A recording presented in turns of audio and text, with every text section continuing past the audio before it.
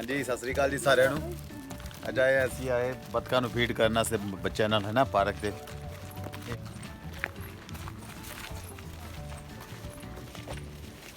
ਸਮੁੰਦਰ ਸਾਡੇ ਘਰ ਦੇ ਕੋਲ ਹੀ ਸਮੈਲ ਦੇਖ। ਸਮੁੰਦਰ ਸਾਡੇ ਘਰ ਦੇ ਕੋਲ ਹੀ, ਇਹਨੂੰ ਕਹਿੰਦੇ ਰੈਜ਼ਵਾ।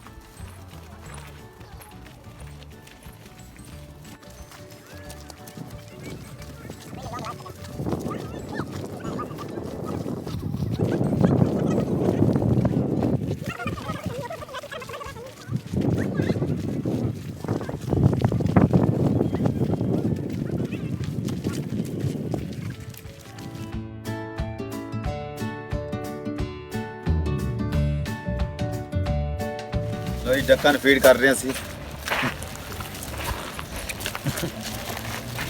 ਪੂਰੇ ਕੰਮ ਹੈ। ਆਈ ਥਿੰਕ ਡੱਕ ਨੂੰ ਪਤਾ ਕਰੋਨਾ ਵਾਇਰਸ ਚੱਲ ਰਿਹਾ ਸੋ ਤਾਂ ਨਹੀਂ ਕਰੋਨਾ ਵਾਇਰਸ ਤੋਂ ਡਰਦੀਆਂ ਨਹੀਂ ਅੱਗੇ ਆ ਰਹੀਆਂ। ਦੇ ਡਿਸਟੈਂਸ ਤੇ ਬੈਠੇ। Where should I throw this? 2 metre distance ਰੱਖਿਆ ਹੋਇਆ। ਉਹ ਪਰਲੀ ਸਾਈਡ ਗਈਆਂ ਹੋਈਆਂ ਨੇ। ਉੱਥੇ ਚੱਲਦੇ ਉੱਪਰ ਕਹਿੰਦੇ ਡਰਦੀਆਂ ਨੇ।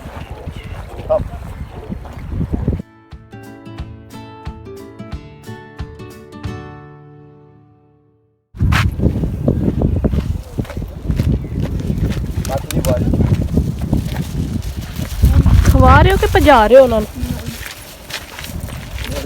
ਹੁਣ ਆ ਰਿਹਾ ਉਸ one.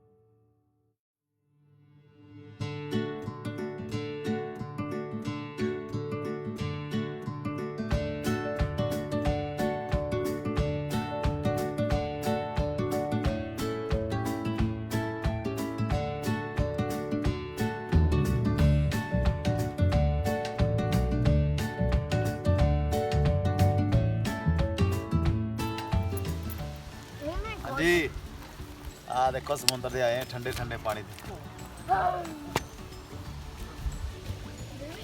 Oh, there's soap in the bed. It's pretty dirty. That's what I'm saying, just put it out there so they can eat later on. Okay, I will. The pond. Red. A reservoir. That's what it is. Lake. Okay, let's say here. Yeah. Say Red. hello to friends. Hello. Outside here. Red. ਬਸ ਇੱਥੇ ਹੀ ਆ ਕੇ beach ਵਾਲੀ feeling ਲੈ ਲਓ ਇਸ ਸਾਲ। Red. ਕਿਤੇ ਹੋਰ ਤੇ ਜਾ ਨਹੀਂ ਸਕਦੇ।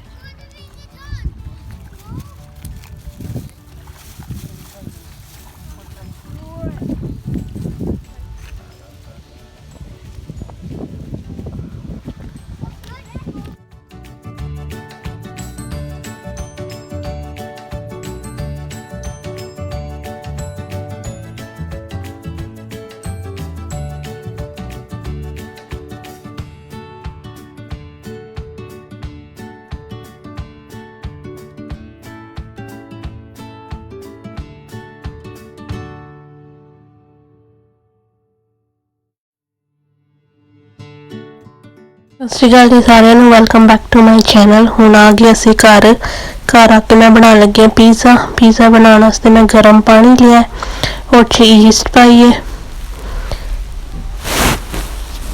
ਤੇ ਸ਼ੂਗਰ ਪਾਈ ਹੈ। ਇਹਨੂੰ ਪਾ ਕੇ ਹੁਣ 15 ਕੁ ਮਿੰਟ ਵਾਸਤੇ ਰੱਖ ਦਿੱਤਾ।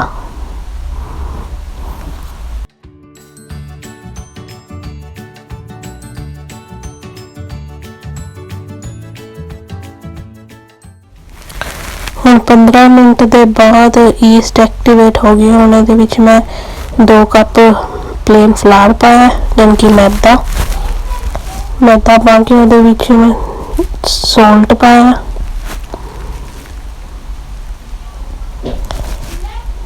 ਇਹਦਾ ਡੋ ਬਣਾ ਲੈਣਾ।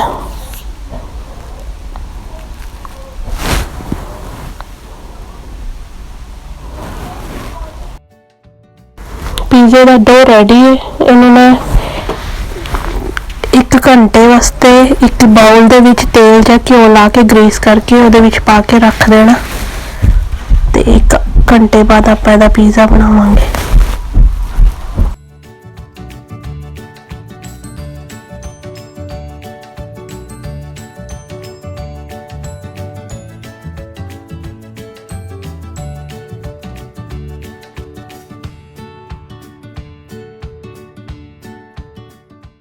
ਮੇਰੇ 2 ਪੀਜ਼ਿਆਂ ਦਾ ਬੇਸ ਰੈਡੀ ਹੋ ਗਿਆ ਸੀ। ਇੱਕ ਮੈਂ ਵੈਜ ਪੀਜ਼ਾ ਬਣਾਇਆ ਤੇ ਇੱਕ ਚਿਕਨ ਪੀਜ਼ਾ ਬਣਾਇਆ। ਪੀਜ਼ਾ ਬਣਾਉਣ ਵਾਸਤੇ ਮੈਂ ਜਿਹੜੀ ਇੱਕ ਪਲੇਟ ਲਈ ਸੀ, ਜਾਂ ਟਰੇ ਕੁਛ ਵੀ ਲੈ ਸਕਦੇ ਹੋ। ਪੀਜ਼ਾ ਟਰੇ ਮੇਰੇ ਕੋਲ ਅਵੇਲੇਬਲ ਨਹੀਂ ਸੀ, ਇਸ ਕਰਕੇ ਮੈਂ ਸਟੀਲ ਦੀ ਪਲੇਟ ਲੈ ਲਈ ਸੀ ਤੇ ਉਹਦੇ ਵਿੱਚ ਪੀਜ਼ਾ ਜਿੱਦਾਂ ਡੋ ਫੈਲਾ ਕੇ ਤੇ ਉਹਦਾ ਬੇਸ ਰੈਡੀ ਕਰਨਾ।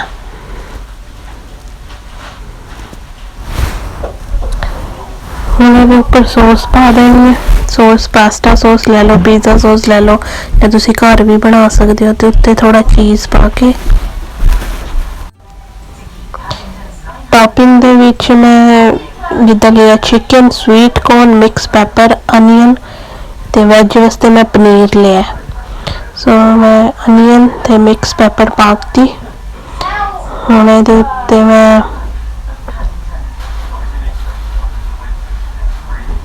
ਸਵੀਟ ਕੋਰਨ ਪਾਤੇ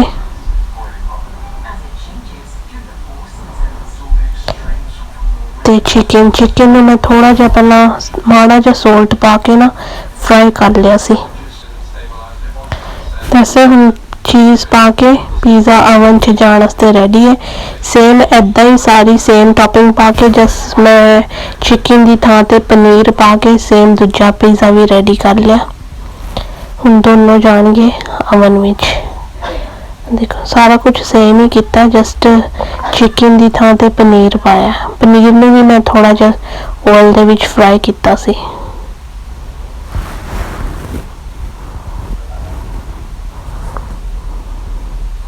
ਚੀਜ਼ ਤੁਸੀਂ ਆਪਣੇ ਅਕੋਰਡਿੰਗ ਘੱਟ ਵੱਧ ਕਰਕੇ ਪਾ ਸਕਦੇ ਹੋ, ਬਿਕੋਜ਼ ਮੇਰੇ ਬੱਚੇ ਚੀਜ਼ ਥੋੜਾ ਜ਼ਿਆਦਾ ਲਾਈਕ ਕਰਦੇ, ਇਸ ਕਰਕੇ ਮੈਂ ਚੀਜ਼ ਜ਼ਿਆਦਾ ਪਾਉਂਦੀ ਹਾਂ। ਸੋ ਦੇਖੋ ਪੀਜ਼ੇ ਰੈਡੀ ਨੇ। ਹੁਣ ਮੈਂ ਇਹਨਾਂ ਨੂੰ ਰੱਖ ਦਾਂਗੀ ਓਵਨ ਵਿੱਚ। 15 ਕੁ ਮਿੰਟ ਬਾਅਦ ਪੀਜ਼ਾ ਮੈਂ ਚੈੱਕ ਕਰ ਲਿਆ, ਹਾਫ ਡਨ ਹੋ ਚੁੱਕੇ ਨੇ। ਹੁਣ ਇੱਦਾਂ 5 ਤੋਂ 7 ਮਿੰਟ ਹੋਰ ਲੱਗ ਕੇ ਪੀਜ਼ੇ ਹੋ ਜਾਣਗੇ ਤੇ ਪੀਜ਼ੇ ਹੋ ਗਏ।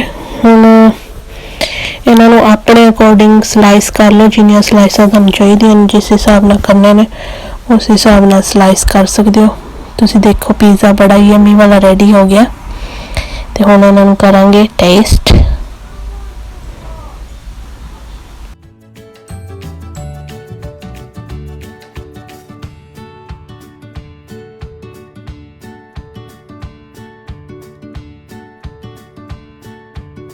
I don't want to. You just fell. Pick you up. Tiny. Would you like some coleslaw? No. Cheese. ਹਾਂਜੀ ਸਤਿ ਸ੍ਰੀ ਅਕਾਲ ਜੀ ਸਾਰਿਆਂ ਨੂੰ। ਆ ਬਣਿਆ ਅੱਜ ਪੀਜ਼ਾ, ਹੋਮਮੇਡ ਪੀਜ਼ਾ ਅਸੀਂ ਬਣਾਇਆ ਅੱਜ ਘਰ ਹੀ ਬਣਾਇਆ ਤੇ ਲੁੱਕਸ ਤਾਂ ਬੜੀ ਨਾਈਸ ਲੱਗ ਰਹੀ ਹੈ। ਤੇ ਆ ਜਾਓ ਫਿਰ ਤੁਹਾਨੂੰ ਟੇਸਟ ਕਰਕੇ ਦਿਖਾਈਏ ਕਿੱਦਾਂ ਕਰੀਏ। ਰੈਸਪੀ ਤੁਹਾਨੂੰ ਦੱਸ ਦਾਂਗੇ ਕਿੱਦਾਂ ਬਣਿਆ।